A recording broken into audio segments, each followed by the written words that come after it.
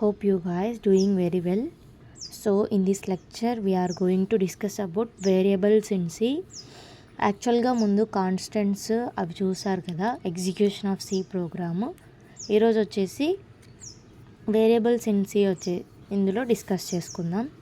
So variables అంటే ఏంటి, what is variable అనేది ఇప్పుడు మనం డిస్కస్ చేసుకుందాం. So variable is nothing but A named memory location. A named memory location.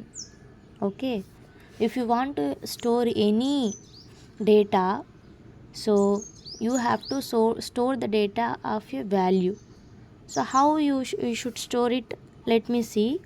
So for example, ఇక్కడ వచ్చేసి మీరు ఏ యొక్క వాల్యూని స్టోర్ చేయాలనుకుంటున్నారు.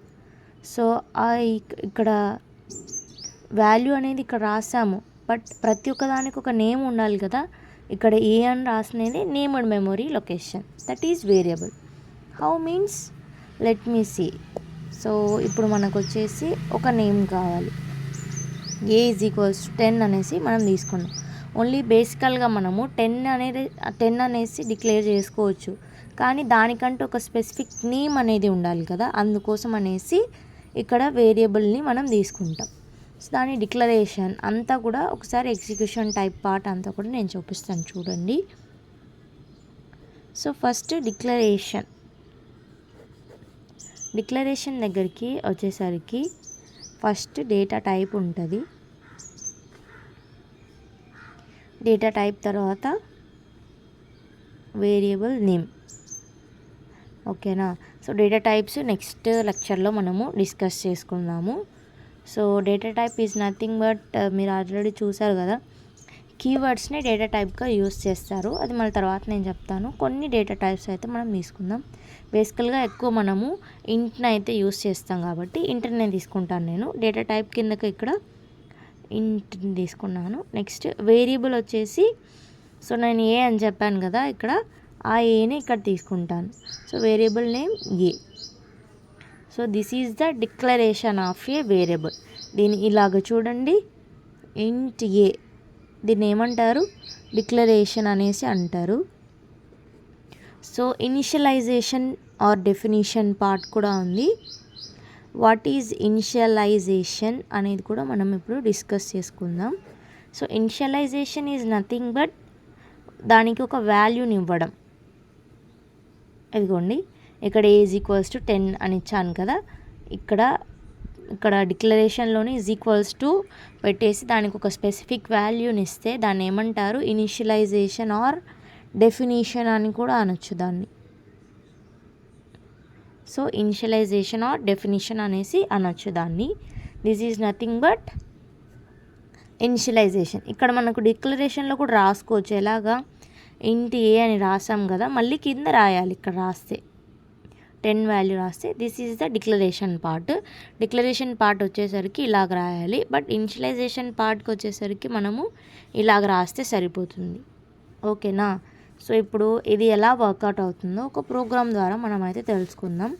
సో బేసికల్గా structure of a C program చెప్పినప్పుడు నేను చెప్పాను కదా, include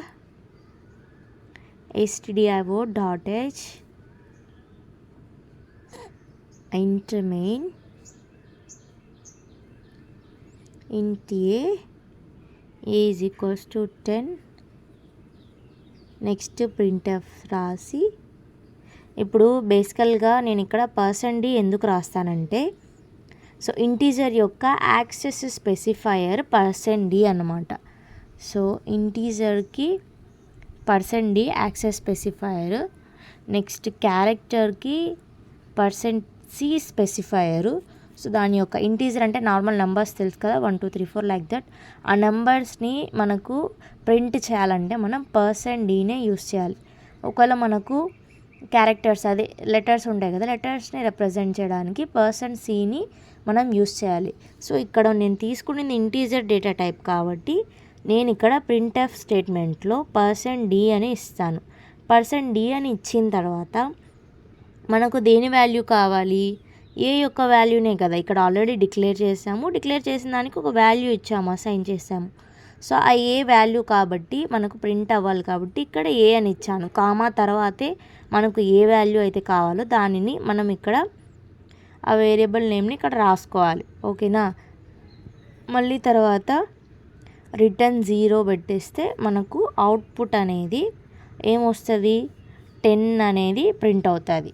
so like that we need to write those programs. Clear? You must understood like this, I hope.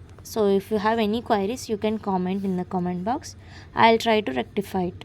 So దీనికి ఒక స్పెసిఫిక్ రూల్స్ అయితే ఉన్నాయి. అవి ఏంటివి అనేవి డిస్కస్ చేసుకుందాం. మనము ఇక్కడ ఏ అని రాసాం కదా, సో వేరియబుల్ నేమ్ అక్కడ ఏ అని కాకపోయినా మనం ఏమని రాసుకోవచ్చు, ఏబీసీ ఆర్ నేమ్స్ అనేది రాసుకోవచ్చు. This is correct. నెక్స్ట్ ఏ నేమ్ అయినా రాయొచ్చు. ఇక్కడ నేను నా నేమ్ కూడా రాయొచ్చు, ఇంట్ ప్యారీ అని రాయొచ్చు. ప్యారీ అని ఇచ్చి దానికి ఒక వాల్యూ కూడా ఇవ్వచ్చు ఇక్కడ. So like that we can use అనమాట. సో యావరేజ్ అని ఇలాగ నెంబర్ రాయొచ్చు. నెక్స్ట్ సమ్ 12 ఇలాగా ఫస్ట్ నేమ్ రాసి తర్వాత నెంబర్ కూడా రాయొచ్చు.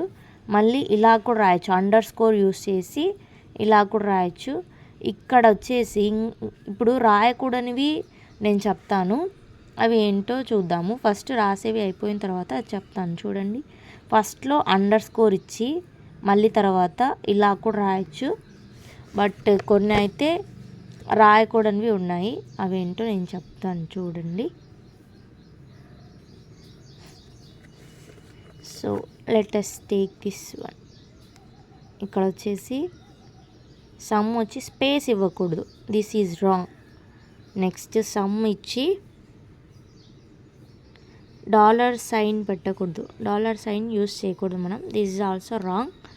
మళ్ళీ ఇంకొకటి కూడా కొన్ని సింపుల్ టాస్క్స్ ఉన్నాయి, అవి ఏంటో నేను చూపిస్తాను, అవి కూడా రాయకూడదు. సో ఇక్కడ మనం బేసికల్గా ఇంటీజర్స్లో వేరియబుల్స్ వాటిని యూస్ చేస్తున్నాం కాబట్టి ఫ్లాటింగ్ వాల్యూస్ మనం ఇవ్వకూడదు. ఓకేనా. సో ఫస్ట్లో నెంబర్ పెట్టి దానికి కూడా రాయకూడదు. నేను ఆల్రెడీ మీకు అది చూపించాను, ఇదిగోండి ఇప్పుడు మళ్ళీ రాస్తాను. ఫస్ట్ నెంబర్ ఉండకూడదు. Letter variables must start with letters only. So you need to add some letters to it, after that you can add value it. ఓకేనా. నెక్స్ట్ పర్సెంట్ సింబల్ కూడా రాయకూడదు.